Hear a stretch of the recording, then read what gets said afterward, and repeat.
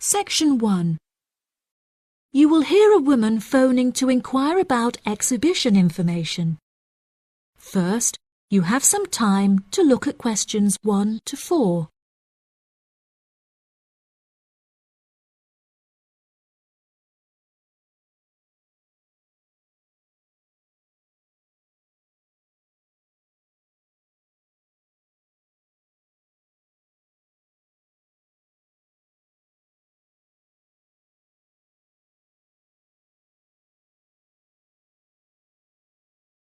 You will see that there is an example that has been done for you. On this occasion only, the conversation relating to this will be played first. Good morning. You're through to the events coordinator at the Birmingham City Council. How may I help you? Hello there. My husband and I are interested in purchasing tickets to the automobile exhibition, but I couldn't find many details about it on your website, and I was wondering whether you could provide me with some more information. Does it open in June? The purpose of calling is to purchase tickets, so purchasing has been written in the space. Now we shall begin. You should answer the questions as you listen, because you will not hear the recording a second time. Listen carefully and answer questions 1 to 4. Good morning. You're through to the events coordinator at the Birmingham City Council. How may I help you? Hello there. My husband and I are interested in purchasing tickets to the automobile exhibition, but I couldn't find many details about it on your website, and I was wondering whether you could provide me with some more information. Does it open in June? Yes, of course, madam. The exhibition will take place during July and will showcase the history of automobiles from the very first commercial car in the late 1800s all the way through to the present day. Is the exhibition open for the duration of July? No, madam. The exhibition will last 3 days, from the 1st of July to the 3rd of July, and then the cars will be taken to another exhibition. Okay. Does the exhibition focus on a certain manufacturer? No.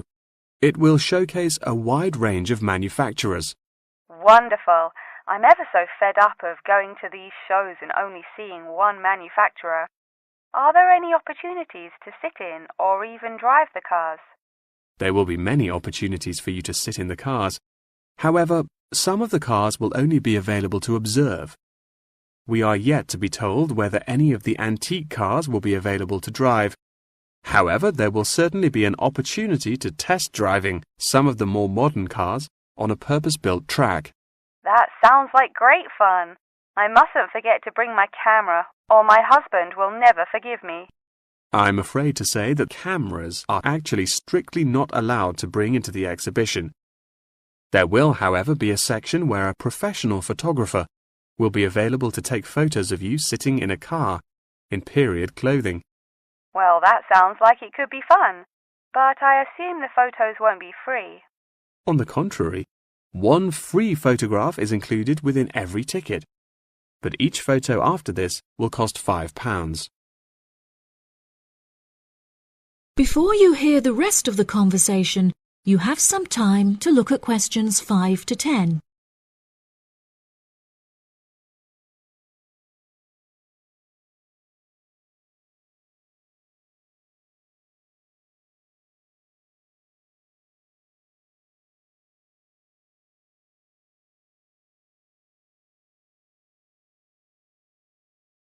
Now listen and answer questions 5 to 10. That's a nice surprise. Not many things are free anymore. I've been asking around about the ticket prices, but I haven't yet had a definite answer. Is it correct that the tickets are £100, whether you buy them now or on arrival? I'm afraid not. If you buy the ticket in advance, the price is £110, but it's £165 on the door. Oh, goodness. I suppose I'd best pay for them now then. Is it possible to buy tickets from you now over the phone? Yes, of course, madam. I'll transfer you to the box office manager, Mark Edgeworth. That's EDGEWORTH,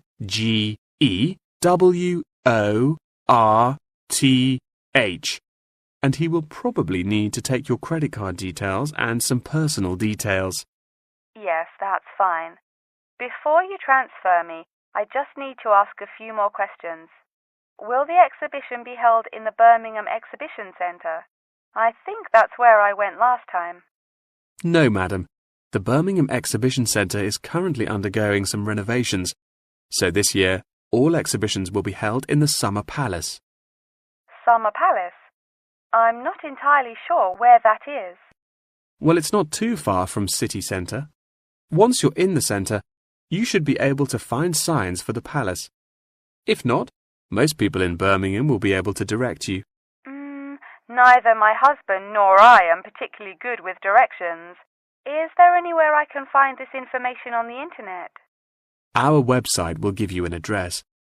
Perhaps you could visit www.directions.com for more detailed information, and they should be able to provide you with step-by-step instructions. Okay. And is this the best way to contact you, by phone? I think the most convenient way to contact us is inquiring online, which is much simpler than having to dial various different numbers to reach the right person. Unless you have any more questions, I'll transfer you now. No, that's great. Thank you for your help. That is the end of section 1. You now have half a minute to check your answers.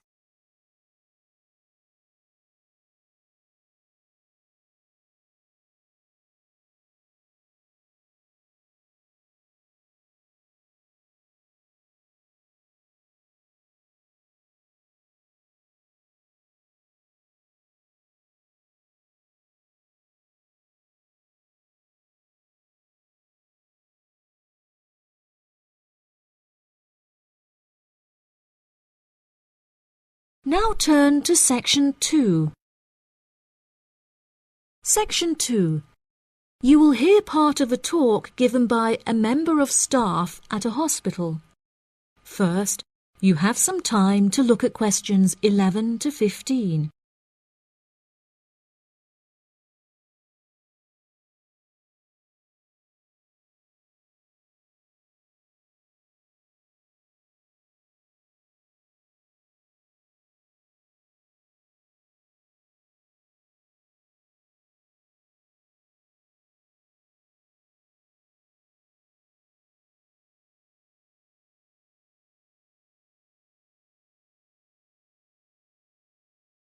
Now listen carefully and answer questions 11 to 15. Hello, and welcome to the homepage for the Healthy Hearing Medical Clinic and Surgery, where we'd like to share a little more information about the services we provide and more. Our hospital is one of the leading specialised hospitals in the United Kingdom, attracting the very best healthcare professionals from around the globe. Not only are we a leading medical practice, but we are also the only hospital in the United Kingdom dedicated entirely to the treatment of and research into the curing of hearing loss. Our facilities and staff here are renowned across Europe, attracting thousands of patients a year. Our consultations can number anything up to 11,000 patients a year. However, we aim to treat around 5,000 patients a year so as to maintain and ensure the quality of our services. Our patients are guaranteed the highest standard of care, as well as the use of our first-class facilities. All patients requiring overnight treatment are provided with their own private room with ensuite facilities, as well as a state-of-the-art entertainment centre, which includes a flat-screen LCD television and PlayStation. Appointments with our healthcare professionals can be made at any time during the week, with female doctors available between 8 a.m. and 11 a.m. If you need to see a doctor outside of these times, please visit the Out of Hours page of our website for more information. Our doctors are all trained to an exceptionally high standard, and practice a vast array of specialities. Mr. Roberts is a fully qualified ear and throat specialist. Mr. Edwards is a pediatric hearing specialist, while Mr. Green specializes in reversing hearing loss.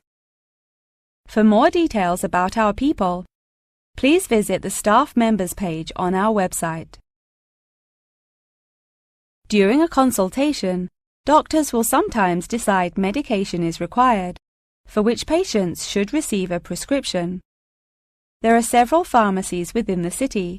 However, we recommend that patients use the pharmacy housed within our healthcare facility.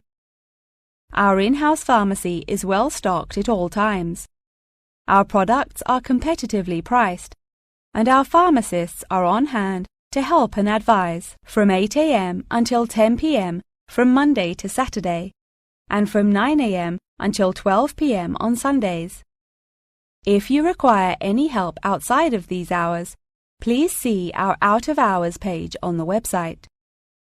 Since the Healthy Hearing Medical Clinic and Surgery also functions as a teaching hospital, we aim to provide our students with every opportunity to expose themselves to medicine in practice.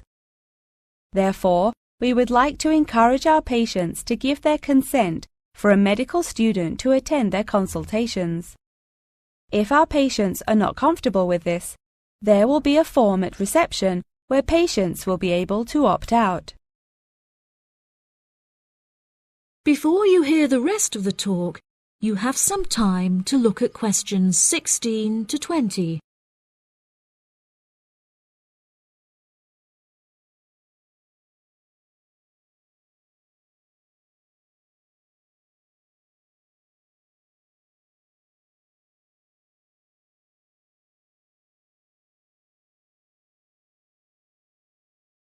Now listen and answer questions 16 to 20.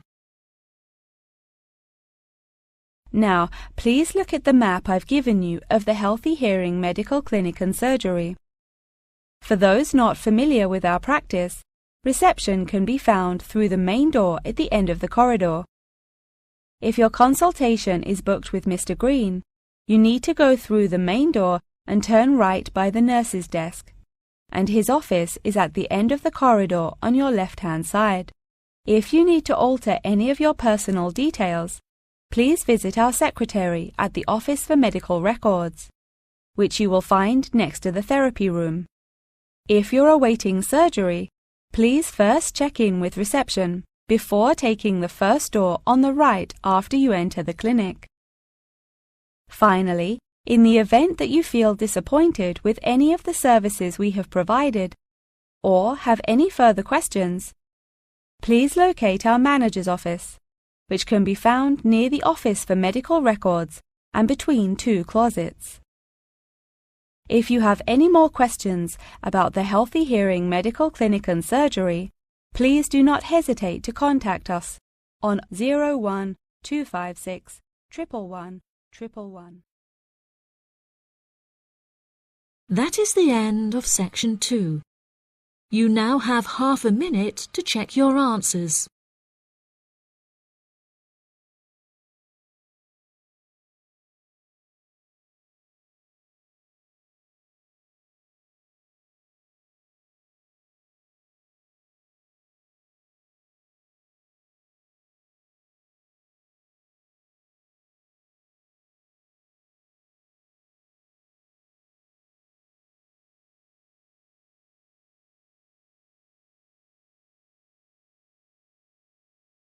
Now turn to section 3. Section 3. You will hear Jim and Jane, two students, talking about their professor's lecture. First, you have some time to look at questions 21 to 25.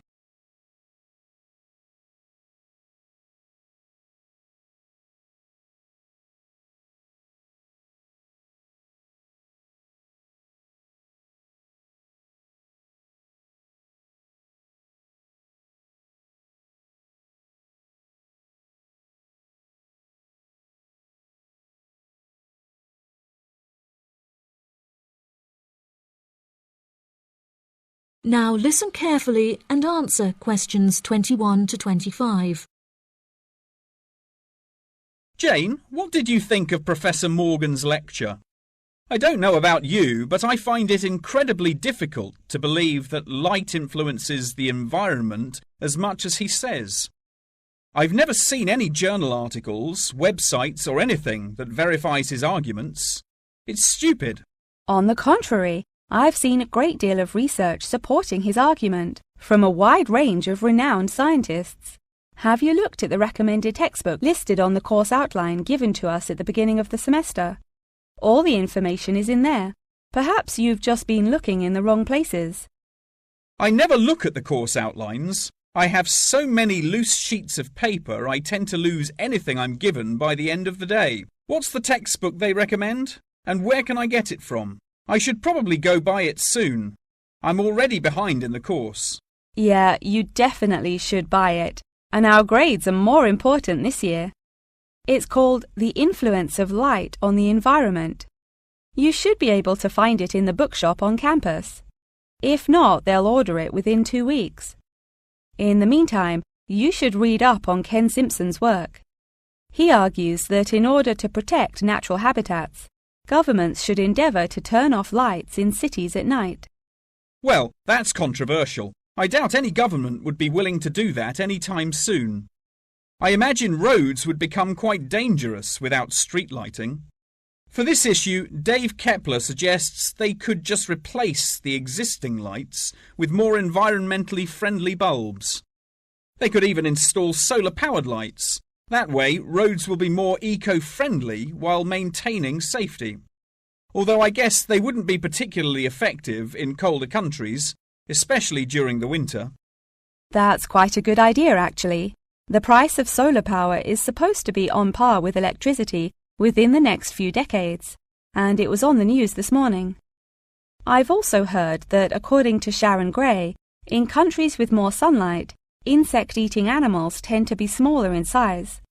Since there are fewer insects, and the remaining insects produced a smaller number of eggs. Yeah, I think I read somewhere that sunlight also has a negative effect on the quality of water, but I'm not sure I believe it. In many hot countries, particularly developing countries, there is a lot of water pollution caused by factories rather than sunlight. Nevertheless, Maria Jackson says that in direct sunlight, the surface of the water becomes more translucent. Therefore, it affects the amount of sunlight that aquatic insects can absorb. Not much research has been undertaken to prove Jackson's theory, but it seems to have been widely accepted anyway. I've never heard of that. I'll have to look it up on Google. The only other theory I've studied is Barbara Swallow's study on how declined insect population adversely affects the frog population. Not that I'm complaining. I hate insects, especially spiders. You have arachnophobia? I never would have guessed. Didn't your brother have a pet black widow spider? Yes, he did, and I hated it.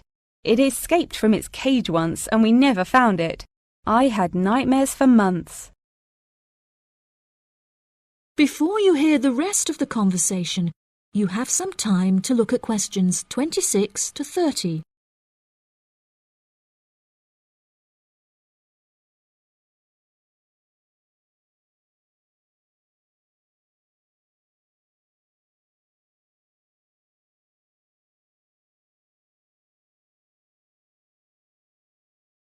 Now listen and answer questions 26 to 30. Okay, now I'm getting goosebumps. Let's change the subject. What's your stance on natural and artificial light? Honestly, I'm not sure it makes much difference which one you use. Species will die out either way. I think the real argument we should consider is global warming and protection or replacement of finite fuels. Solar power provides us with an incredible opportunity to replace electricity, and governments should definitely increase spending on research in this field. The theories discussed in our lectures, like Simpson's and Gray's, are so vague and lack proof, so I don't understand why we even study them. I see what you mean. I don't like learning unsupported theories for exams, and I'd rather spend my time learning something else. For example, I'd be much more interested in studying the animals in safari parks than researching migratory birds, particularly the effect of tourists on the quality of life of animals. As we know, every year thousands of visitors will drive in their own vehicles or ride in vehicles provided by the facility to observe freely roaming animals. Yeah, that would be really interesting. Especially those animals living in more tropical countries like Borneo. Following on from that, I want to study how bringing animals over from foreign countries to put in our zoos affects their life expectancy. For example, do you remember when China sent pandas to Edinburgh Zoo? Apparently, one of the pandas became depressed, but it was never explained why. To me, obviously, you can't take an animal out of its natural habitat and put it in a cage on the other side of the world. It just doesn't work. That is the end of section 3. You now have half a minute to check your answers.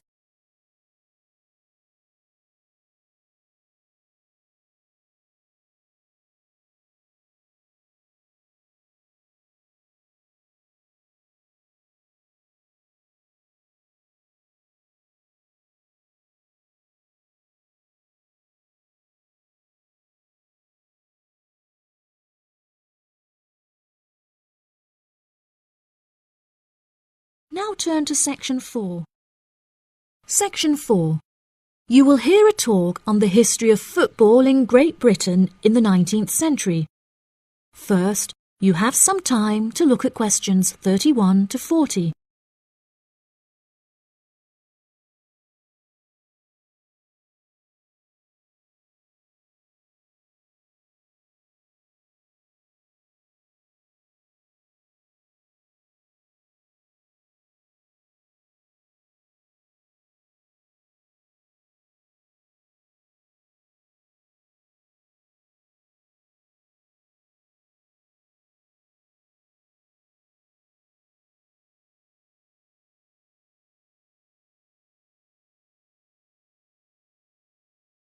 Now listen carefully and answer questions 31 to 40.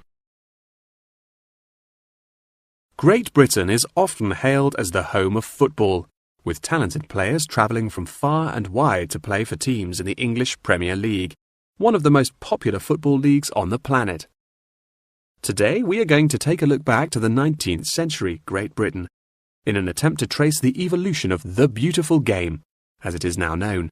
Prior to the 19th century, the game featured a wide variety of local and regional adaptations, which were later smartened up and made more uniform to create our modern-day sports of association football, rugby football, and Ireland's Gaelic football.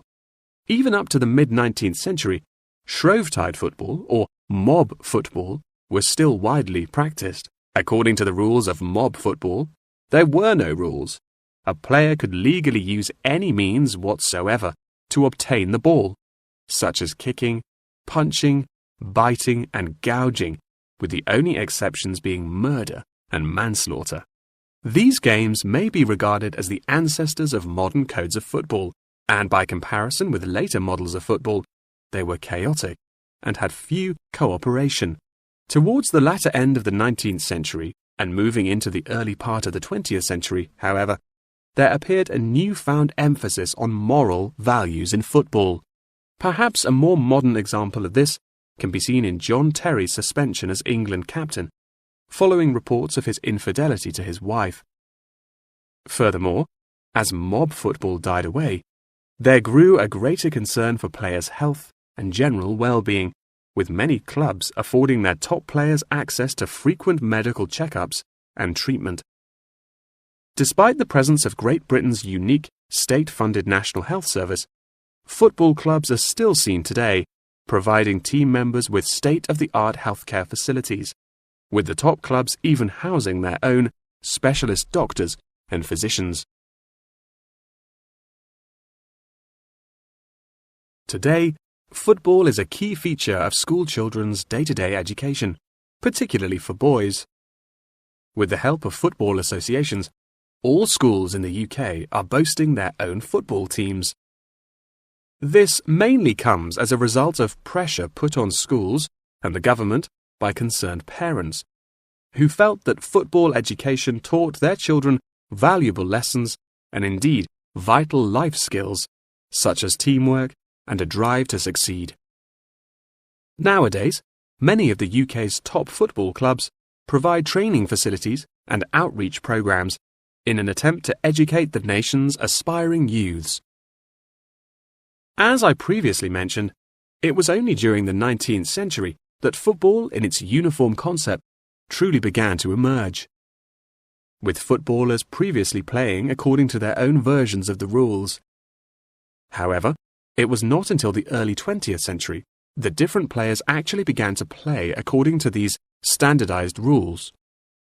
Prior to the 19th century, football was played by all the major English public schools, including the likes of Eton College, Winchester College, and Harrow. In 1848, there was a meeting at Cambridge University in an attempt to lay down the laws of football. Present at the meeting were representatives of each of these major public schools, whom each brought a copy of the rules enforced by their own individual school's rules of football. The result of the meeting was what is now known as the Cambridge Rules, thereby uniting the rules from across the country into one simple document.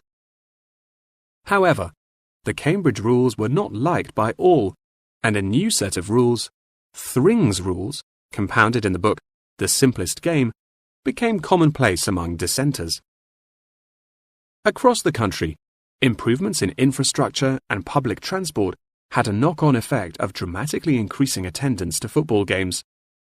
Football quickly became a social event where spectators would meet friends, drink tea, and chat about the good old days. As football became more and more popular, it was decided that more money should be invested in maintaining the quality of pitches, amongst other things, and there was even talk of installing seating for spectators. However, the question of who was to foot the bill quickly became a divisive issue, with many believing that the government should fund football's development as a national sport. But in the end, the onus fell upon Britain's local and regional football clubs for the funding and development of the Football Association. They became responsible for the upkeep of football grounds, began to pay their best players a small salary, and organised competitions against other local and regional teams. And there began England's Football Association, or the FA, as we know it in its current form, the governing body of football in England. As the FA continued to grow and accumulate greater wealth, it was able to attract more and more talented young men from across the country, before finally accepting professional talent in the early 20th century. Today, football is played at a professional level all over the world. Millions of people regularly go to football stadiums to follow their favourite teams, while billions more watch the game on television or on the internet. That is the end of section 4. You now have half a minute to check your answers.